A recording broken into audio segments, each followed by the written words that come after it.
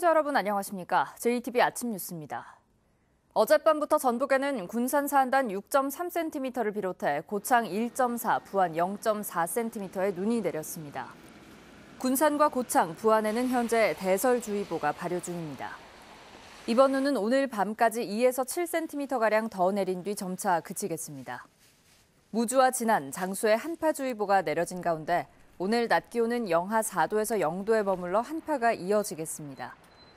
전주기상지청은 내일 낮부터 기온이 점차 오르면서 추위가 누그러질 것으로 내다봤습니다.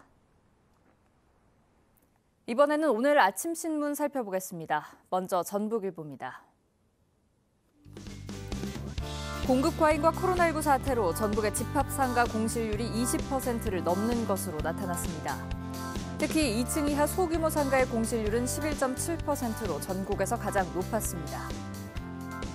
이어서 전북도민일보입니다. 국토교통부가 부동산 중개보수요율 개편에 나선 것으로 알려지면서 업계의 반발이 거세지고 있습니다. 공인중개사들은 요율 개편 이전에 제도적 보완을 통해 중개사들의 수익 구조를 다양하게 만드는 게 우선이라고 주장하고 있습니다. 다음으로 전라일보입니다. 군산시가 아파트 가격이 급상승하자 투기 세력이 유입된 것으로 보고 6개월 이상 거주한 지역 주민에게 아파트를 우선 공급하기로 했습니다. 투기 세력을 막기 위해서는 다른 자치단체 역시 이 같은 제도를 도입해야 한다는 여론도 나옵니다. 마지막으로 새전북 신문입니다. 연말연시 때마다 대규모 의정보고회가 잇따랐지만 코로나 사태로 온라인을 통한 의정보고가 대세를 이루고 있습니다. 전북의 국회의원들 역시 페이스북이나 유튜브 같은 SNS를 활용해 의정보고에 나서면서 정치 문화가 빠르게 디지털화되고 있습니다. 지금까지 아침 신문 살펴봤습니다. 코로나 사태 이후 전북에서 사상 최악의 집단 감염이 발생했습니다. 김제의 요양원에서 한꺼번에 60명이 넘게 확진된 겁니다.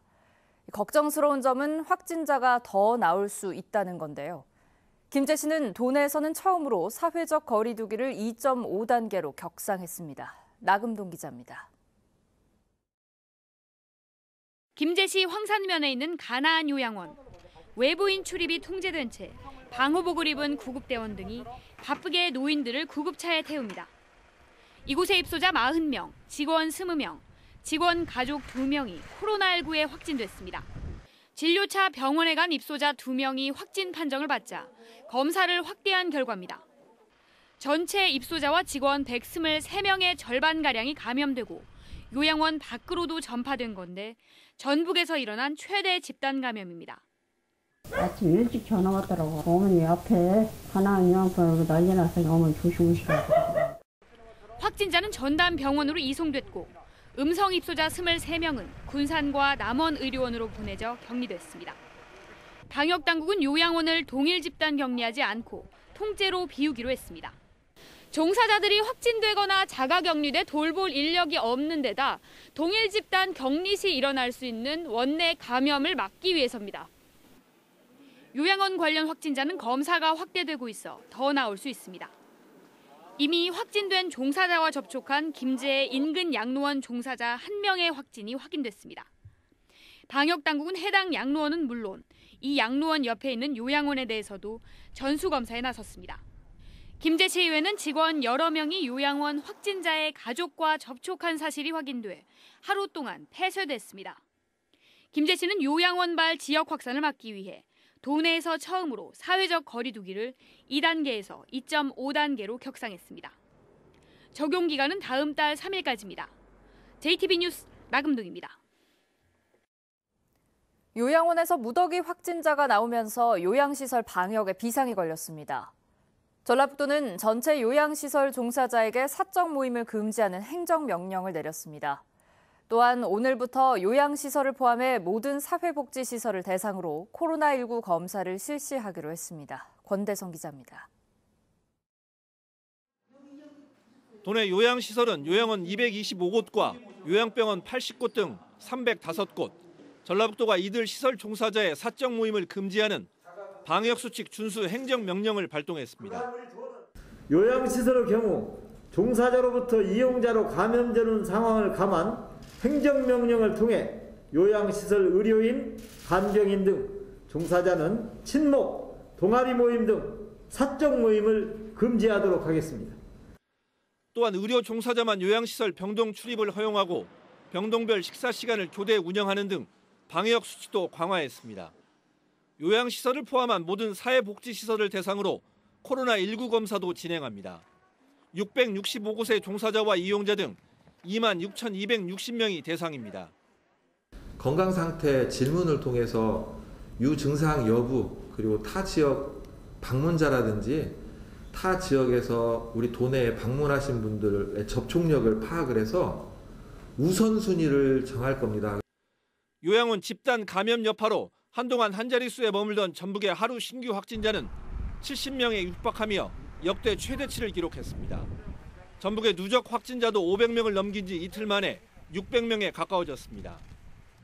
방역당국은 치료 병상이 200여 개 남아있다지만 요양원 사례 같은 집단 감염을 감안하면 남아있는 병상 규모는 의미가 없다며 도민들의 협조를 요청했습니다.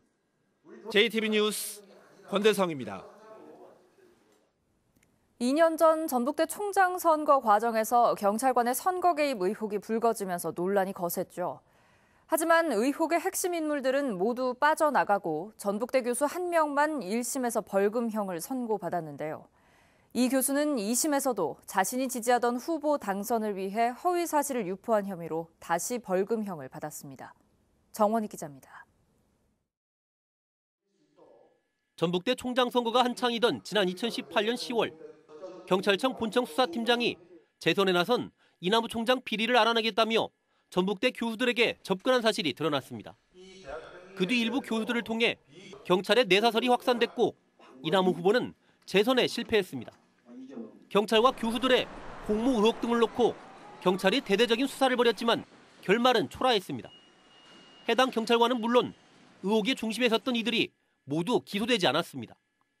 대신 자신이 지지하는 후보 당선을 위해 경찰관을 끌어들여 내사설을 유포한 혐의 등으로 전북대 전현직 교수 2명만 재판에 넘겨졌습니다. 이 가운데 정모 교수는 1심에 이어 2심에서도 벌금 800만 원을 선고받았습니다. 재판부는 정 교수가 허위 사실을 유포해 선거 과정에 영향을 미치면서 이남우 후보가 상당한 피해를 봤다는 1심 판결을 유지했습니다. 전북대 일부 교수들은 수사 과정에서 핵심 인물들이 증거를 인멸한 탓에 2심에서도 실체적 진실이 규명되지 못했다고 아쉬움을 나타냈습니다.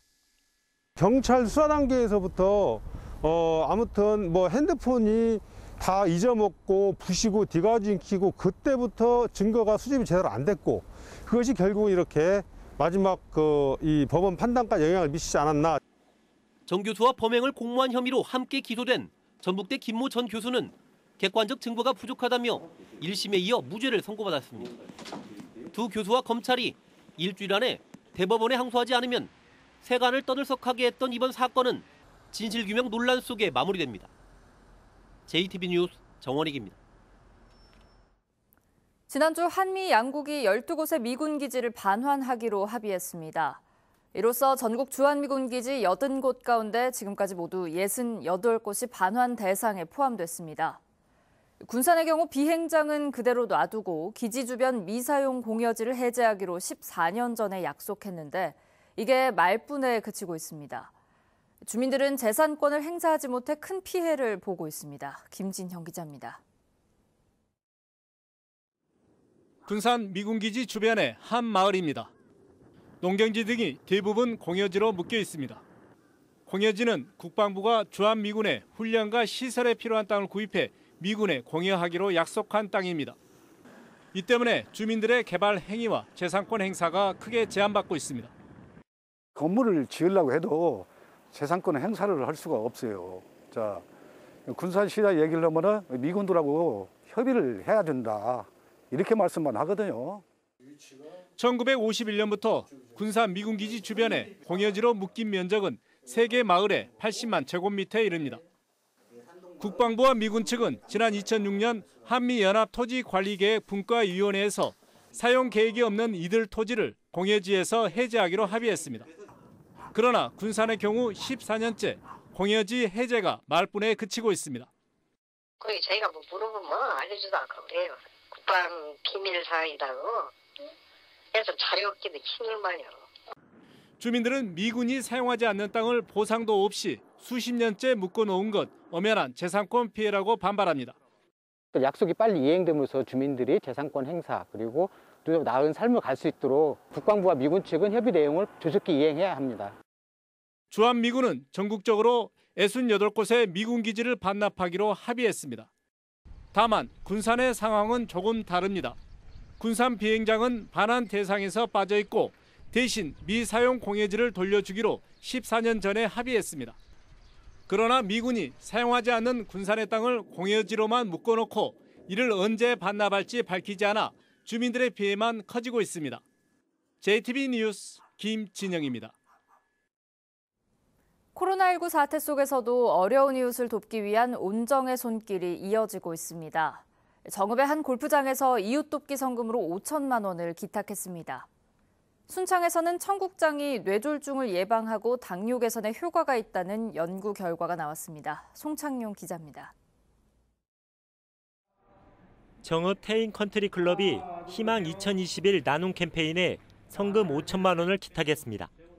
태인 컨트리 클럽은 어려운 이웃이 따뜻한 연말을 보내기를 바라며 성금을 기탁했다고 밝혔습니다. 이 어려운 시국에 조금이라도 시민들을 위해서 보탬이 되고자 성금을 좀 내게 되었습니다. 순창군 발효미생물산업진흥원이 청국장에 있는 유용 미생물을 가지고 연구한 결과 뇌졸중 예방에 효과가 있는 것으로 확인됐습니다. 또 인슐린 분비를 강화하고 인슐린 저항성을 개선해 당뇨 증상을 개선하는 것으로 나타났습니다. 순창 청국장이 당뇨와 뇌졸중에 우수한 효과가 있다는 것을 외국 유명 학회지에 발표하게 되어 향후 건강식품으로 판매하는 것이 가능하게 되었습니다. 남원시가 노암동에 있는 금암공원에 데크 산책로를 설치하고 있습니다. 데크 산책로는 금암봉을 한 바퀴 도는 570m 길이로 내년에 완공될 예정입니다. 금암공원 데크 산책로 설치로 시민들의 쉼터 역할은 물론 새로운 관광 자원이 될 것으로 기대합니다. 임실군이 코로나19 장기화와 독감 유행에 대비해 보건의료원에 호흡기 전담 클리닉을 설치했습니다. 호흡기 전담 클리닉에서는 기침이나 열이 높은 환자 등을 우선 진료하고 환자가 코로나 감염이 의심되면 선별 진료소로 안내합니다. JTB 뉴스 송창용입니다. 어제 임실의 양계농장에서 나온 조류 인플루엔자가 고병원성으로 판정됐습니다. 도내 고병원성 AI는 정읍 오리농장 2곳에 이어 3번째입니다. 축산당국은 이미 임실 농장의 닭 3만 6천 마리를 살처분한 데 이어 해당 농장에서 3km 안에 있는 농장 4곳에 닭 27만 마리도 살처분할 예정입니다. 또 반경 10km 39개 농장의 닭과 오리 240만 마리의 이동을 30일간 금지합니다. 이달 말에 끝나는 군산의 고용위기 지역 지정 기간이 내년 말까지 1년 연장됐습니다.